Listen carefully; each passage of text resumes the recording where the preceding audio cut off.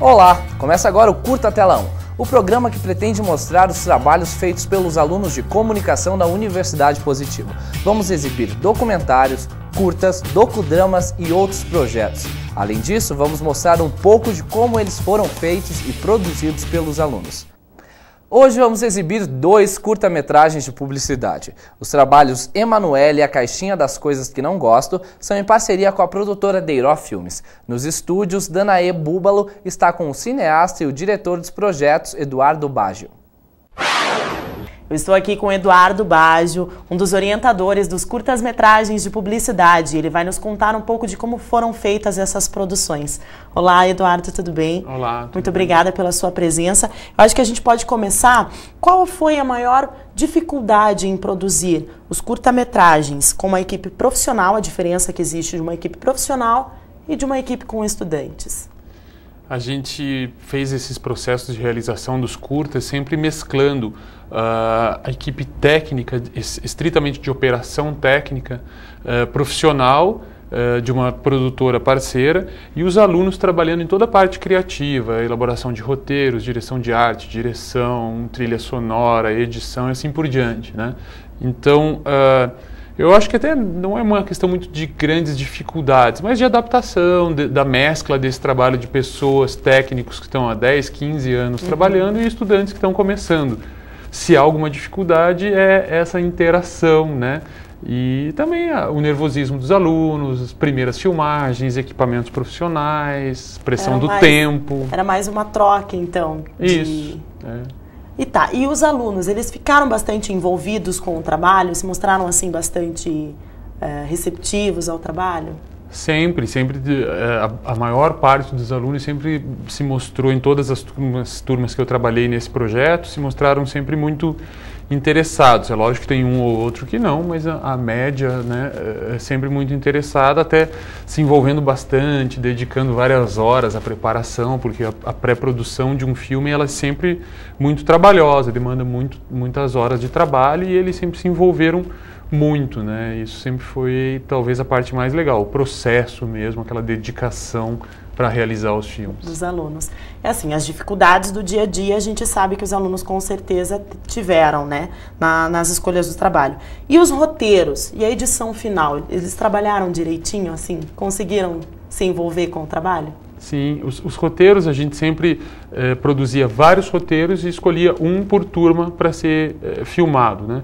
Essa escolha envolvia vários critérios, qualidade, relevância, possibilidade de realização.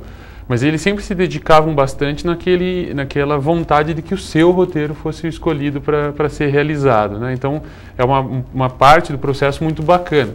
Depois tem, às vezes, uma pequena frustração daqueles que não foram os escolhidos, mas que passa muito rápido porque eles se envolvem em outra fase, que é a fase da produção, de entrar em outra função, de fazer uma outra atividade para a realização dos filmes. E o mesmo interesse pelo roteiro também era adquirido daí na ordem do filme, na ordem que o filme era feito. Sim, o interesse era o mesmo por parte dos alunos. Sim, sempre teve a experiência que eu tive em 5 anos, sempre foi de as turmas se envolverem bastante, terem bastante interesse. Uhum. Você comentou com a gente que vocês tinham também uma equipe já profissional auxiliando os alunos. E como que foi essa parceria, então, com a publicidade e com a empresa Deiró Filmes, é isso?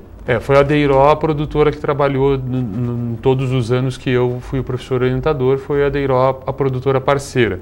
Então a gente fazia toda a parte inicial de elaboração dos roteiros, né, em que eu discutia com os alunos, a gente se preparava, escolhia um roteiro, e a partir do momento da pré-produção a gente trabalhava em parceria com a Deiró, que fazia esse trabalho técnico, e os alunos faziam a parte mais criativa, de produção, de conseguir viabilizar locação, atores, e, enfim, tem muitas coisas que são necessárias.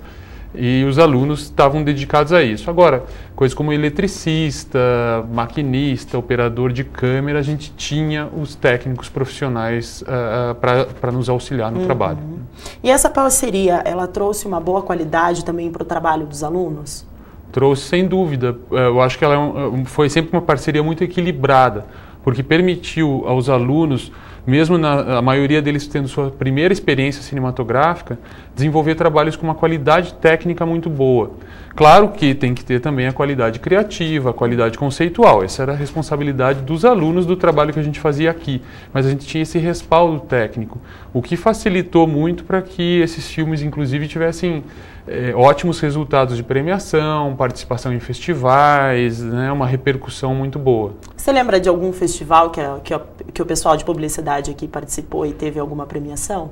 Teve premiação no Spocon, teve várias participações no Spocon, teve participação no Festival de Gramado, que foi talvez um dos mais importantes, né? Então teve bastante divulgação e repercussão desses filmes, né? E na sua opinião, essa experiência que os alunos tiveram foi importante para a carreira deles?